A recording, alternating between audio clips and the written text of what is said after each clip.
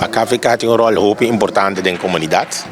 Para sombra nos que estimular mais ondernemerschap, bouw die nos hende nang gutabi baribe isla.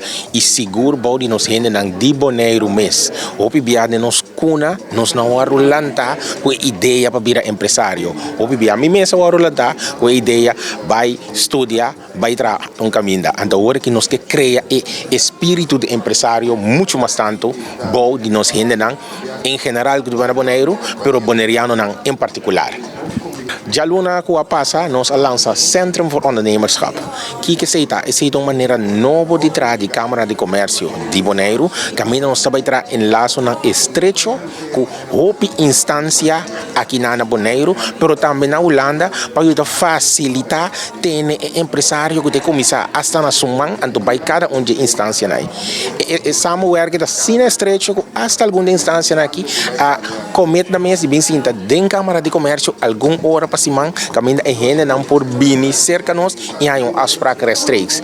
E es não que não por bini den Câmara de Comércio mes ainda nós tem piar que tá tendo na mão que tem uma linha rechtstreeks em cada instância e en de belastingdienst toda instância na importante vergunningen então uma linha rechtstreeks não caminho nós por facilitar e contacto mais fácil. Sim, maneira uma vez já luna nossa comissão de lançar no Centro voor Ondernemerschap, caminha nossa bisa, nossa vai trazer diferentes instâncias muito mais estrecho, então há exemplo de esse. Há nossa firma MOU com o TCB, caminha nossa vai trazer junto com o TCB, buscando ideia inovativa que pode impactar o mundo turístico de Bonaire. Então é laagdrempelig, tu rende por schrijven, então den het transcurso de schrijven e nós está dando curso guia para assim não por enfocar riba e produto, pero também riba na clientela.